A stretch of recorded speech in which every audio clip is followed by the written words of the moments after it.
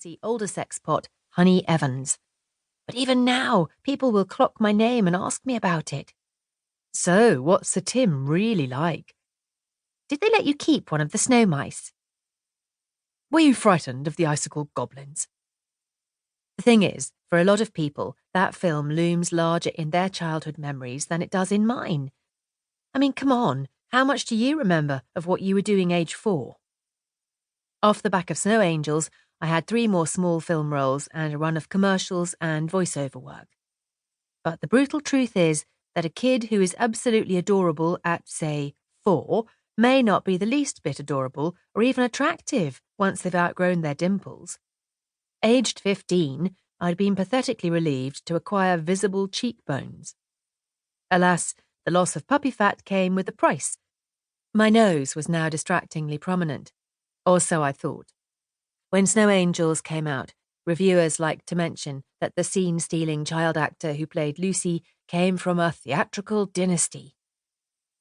It's true that Pa and his 2 siblings are all performers of sorts, and my cousin Dido has a couple of Olivier Awards in her loo, but none of them are what you'd call household names.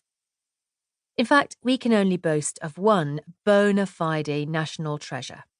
My grandfather, Sir Terence Thane, formerly Terry Stubbs, the butcher's son from Ealing, who scaled the Thespian heights along with Sirs Larry, Ralph and John. His nose was almost as famous as his leer, and was long and arched with flared wings. We've all inherited a version of it. On the right sort of profile, Dido's, for example, it is both handsome and distinctive. On others, it's simply all-conquering. Either way, getting rid of the nose wasn't the liberation I'd hoped for. The new model was narrow and straight, with a demurely rounded tip. It made my face look neater, sweeter, but also oddly unfinished. Work picked up, at least at first, but my late teens and 20s were filled with pilots for series that never got sold, forgettable British crime dramas, and my most recent gig, the American legal dramedy Briefs. Otherwise, my film credits are mostly along the lines of Pretty Girl on Plane, Prostitute at Party, and Crying Bridesmaid. If I had kept my nose, would it all have been different?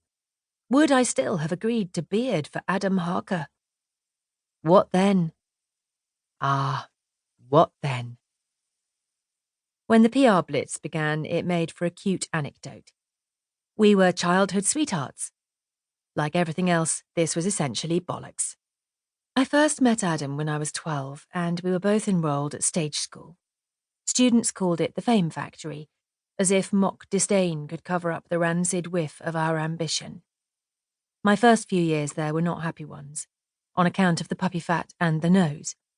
Meanwhile, the only name Adam had made for himself was that of a cocky little shit. He was small and squat and acne-spattered, yet possessed of unshakable confidence. 10 years from now, he used to say, all these talent show losers will be dining out on how they went to school with me. Adam was a year older than me, so we only got to know each other when we were cast as brother and sister in a play about an upper-crust family at war over their inheritance. They were small parts in a fairly awful show that folded after a month, but as the only juveniles on set, we spent a certain amount of time backstage together. We used to play card games and take the piss out of the director, as well as the Barbies and Kens, Adam's term, back at school. Adam liked hearing about the Thanes too. A pedigree like that's the real deal, he told me once, with a solemnity that surprised me. Sure, he'll be a great character actor, the Ken dolls sneered, when rumours of Adam's on-stage charisma began to spread. Then he got his growth spurt, his skin cleared up, and for a while his rise seemed as effortless as it was inevitable. At the age of 19, after rave reviews for his part in ITV's World War I drama The Last Hurrah, Adam headed to LA. From there he bagged a BAFTA for playing Brad Pitt's troubled son in art house flick Silent Hour, which was followed by a few small but well-received parts before being cast in Wilderness, billed as the biggest dystopian fantasy franchise since Hunger Games.